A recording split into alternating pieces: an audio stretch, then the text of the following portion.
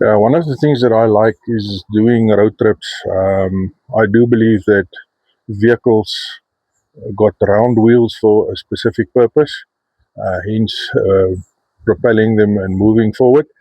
Uh, and in this upcoming weekend, I will be traveling for roughly about, if I'm not mistaken, about 1,200 kilometers to meet up with some other people uh, for a specific purpose. And for that purpose, I want to have my vehicle ready and serviceable for the whole exercise. So, my name is Christo. Welcome to All Things Prepping. And in this video, I'll be looking at preparing and ensuring that my vehicle is ready for the upcoming road trip.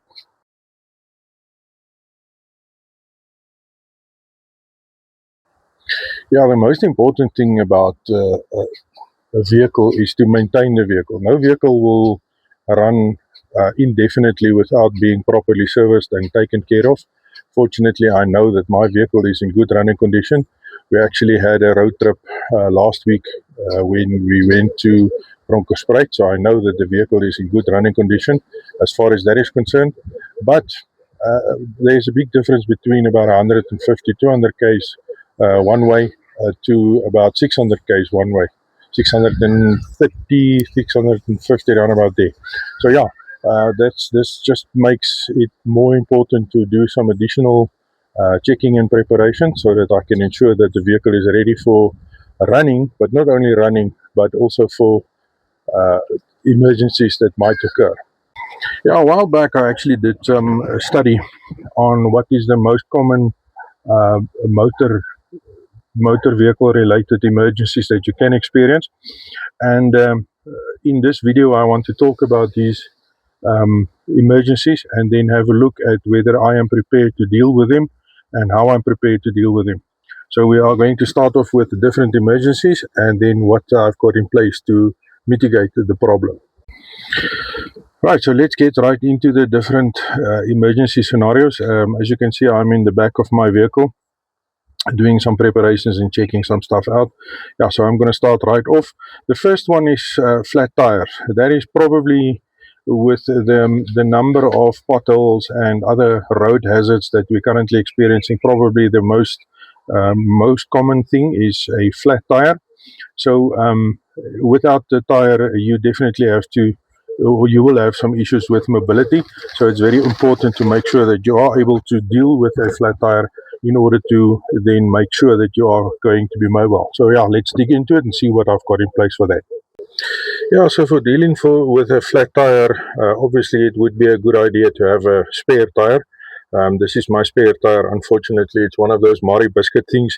It's not a real full-size tire, but we will address that as we go along. For now, it will suffice. So this is a emergency tire. I've already checked the pressure. The pressure is right, and I've got tools to actually change the tire. And I know that I can do it because I have tested it in the past, the recent past, just to make sure that I've still got it. So everything is here for changing a tire. But that's not my only option that I've got available. I've also got a pump that you can see over here. It's not the best, brilliant, most efficient pump that you can find, but it is a pump that I can use to inflate the tire if possible. And then I've also got some tire jack, to then actually inflate the tire or to seal the tire for a shorter distance. So that's some of the stuff that I've got available. And then just hold on to the next one. Yeah, the next item is a puncture repair kit. If it is a spike or something like that, I can actually just use this kit to then repair the tire. I have used similar kits in the past. This one is still untouched. It's not even opened yet, but everything that I need is in there. You clean the hole. You put string one of these things through there, through that needle eye, and then you just ream it in.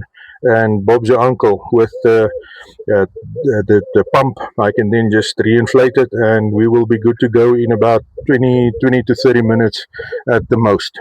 So yeah, as you can see, I do have some preparations in place for a flat tire. I hope I don't need it. But yeah, you never know. Like I said, with the road conditions that it is, you might just end up needing it. So that's my preparations for a flat tire. So the next problem that regularly occurs is the dreaded flat battery. Um, we all know a friend that has left his lights on and stuff like that. Fortunately, my vehicle has got a feature where I use the lights automatically. So if I do switch off the vehicle, it is off. When I switch it back on, the lights is back on. But yeah, you never know. You always get that 1 in a million chance where something goes wrong and you end up with a flat battery that can cause you a little bit of a problem. So for that purpose, I've got some preparations in place. Yeah, for a flat battery, I've got these jumper cables available. I have utilized these specific ones in the recent past, last year actually, where I helped someone with a flat battery. So the jumper cables I just have available in the vehicle, that if I do get a problem, I can actually then either help myself via somebody else providing a battery, or I can help someone with jump starting their vehicle as well.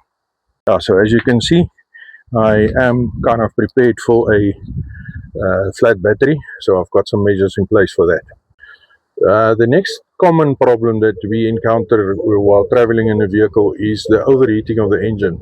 Now, preventative measures here is very important. So for this purpose, we have got a antifreeze.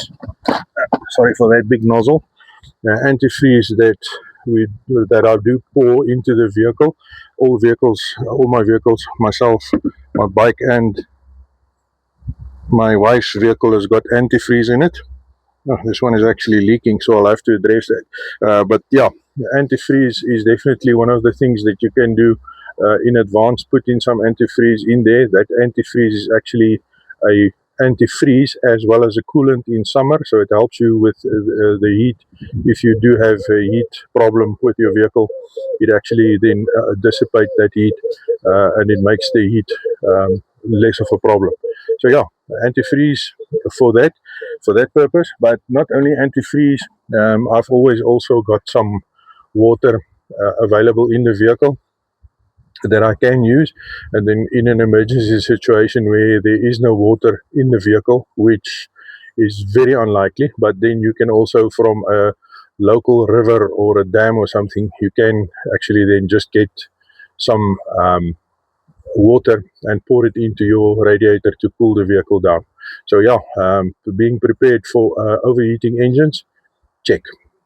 Now, strangely enough, the next one is very, to me, it's a bit funny. But yeah, we must remember that not all of us are traveling on rural or city roads and stuff like that. There are people out there that's traveling rural.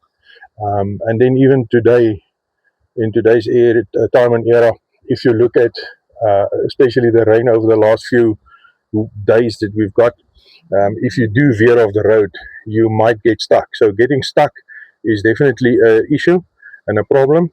So you have to be prepared for that. And let's have a look at what I've got in place for that. Yeah, for that purpose, I've got this tow rope. Although it's a tow strap, it's not really a rope. It is a length of about 6 meters, I think it is. Yeah, 6 meters of rope, and then it's got the two D hooks, whatever you want to call it, on the ends of it. I have used this to actually assist someone that was in need, so I know that the rope is definitely serviceable and it can do the necessary. So being stuck, having some rope available to get you out of there, good idea. The second option that I've got available is that I've always got some rope in my box. That is also an emergency box that I carry inside the vehicle. So I've got some rope there as well that I can utilize if that rope is either not long enough or for some reason not serviceable. I do have some rope available. So getting out of sticky situations, getting out of being stuck, I've got some options available. Yeah, the next one is a bit funny but also tragic. it is being locked out of your own vehicle. Where I work, no, I wouldn't say it happens regularly, but it does happen where people actually lock themselves out of their vehicles, and yeah, then we have to jimmy the thing open and stuff like that.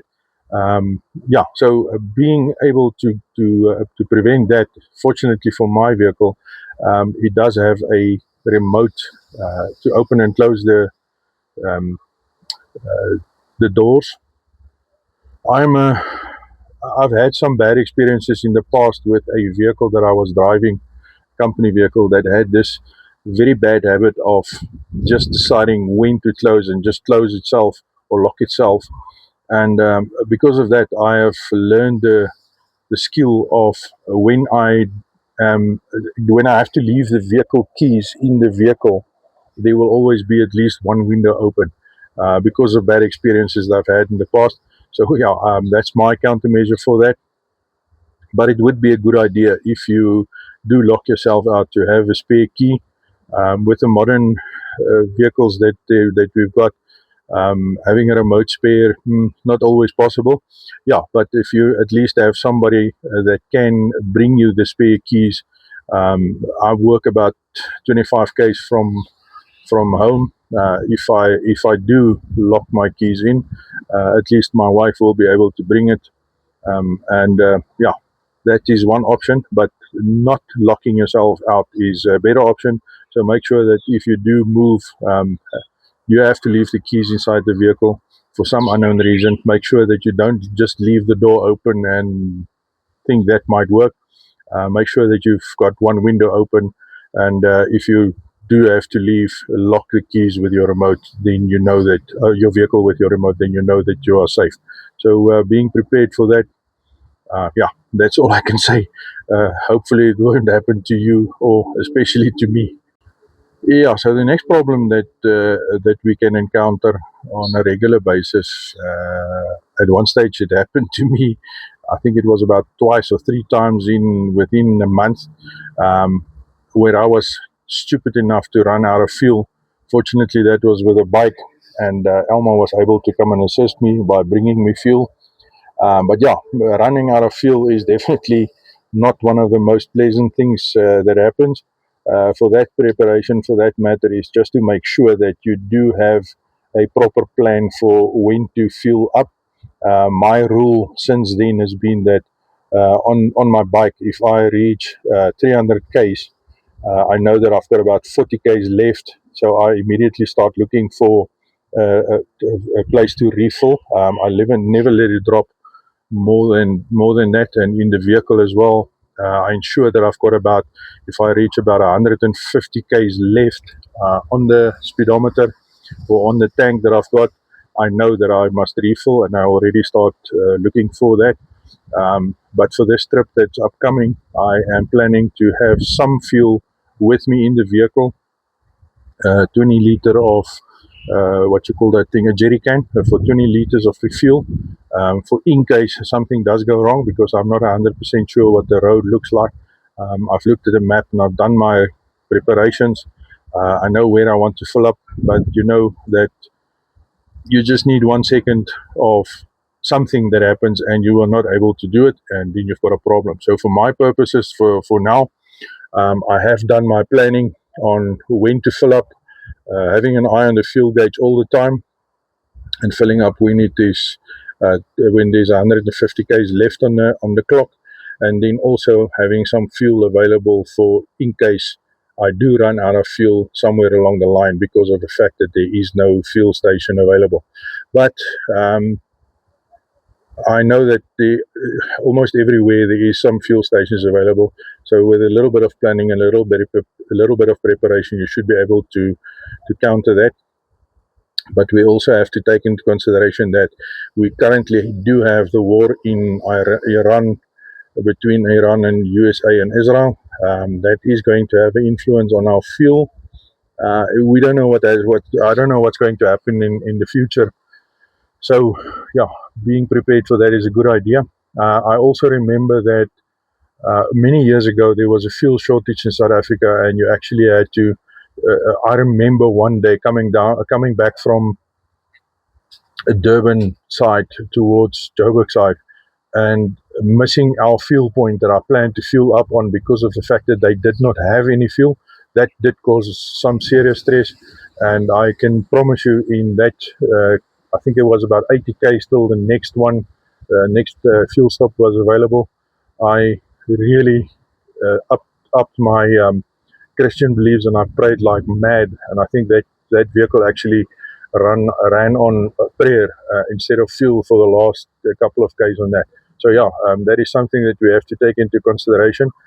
Plan your trip. When planning your trip, plan your fuel stops, and then also have some fuel available. Like I'm going to do in this specific trip, I'm going to have some fuel available so that I do not have a problem as far as that is concerned. Yeah, I just have to say that in the next section of this video, I'm just going to talk about some of the extra stuff that I've got available to make sure that it does, if something happens, at least I've got something available. Like I said, I'm not a mechanic, but I am able to help myself a little bit if I need to, and maybe if I'm lucky, I'll get a guy that knows what he's doing, so to help me. So I'm just going to show you what's extra stuff that I've got available in the vehicle for in case of a mechanical problem or a problem related to the vehicle. Yeah, the first thing is a set of screwdrivers. Like you see, I've got a special brand new one that is just staying in this vehicle. That's all it does is to live in my vehicle, the back of the vehicle. I've also got a set of pliers and some basic sockets for that. And then also in that red box, I've got my emergency triangles. If there is an emergency, I at least can make myself available or visible to any problems that's coming up. And then because I'm a pain pusher, 99% of the time, I've got a pair of work gloves in this one, and I've also got some spare gloves, leather gloves in a box that I can use in an emergency, so that I can then just be able to help myself and protect my hands in the same process. Because I can promise you, even in a short time, if you have a injured hand, it's not nice. So being prepared to prevent that is a good idea. And then also lastly, just with a bare minimum, I've got some water. It's 12 500 ml waters that I've got available. I prefer the sparkling, so that I can drink some water if there is a problem, because you never know how long you might be stuck. Yeah, so that's just a video on my upcoming road trip and the preparations that I've got in place. The very basic stuff. Like I mentioned, I've also got an emergency box that I'm going to be checking shortly, and I'm going to make a separate video on that. But I've also got an emergency box that goes with me in the vehicle that has got some basic stuff in there to help in an emergency situation. So being prepared and understanding what your possible threats are, it does help you to prepare better and to be better prepared in case of an emergency. So that is my preparation, my very basic preparation is the basic kit that I've got in the vehicle, that is always in the vehicle, and then my box that is also there in case of an emergency. So yeah, that is the video on vehicle emergencies. So thank you for watching. I hope that you do find some information in here that might assist you and might make you think of better preparing yourself for handling and dealing with an emergency situation if you are on the road and traveling. So from a very windy Walkerville, have a nice day and enjoy and be prepared.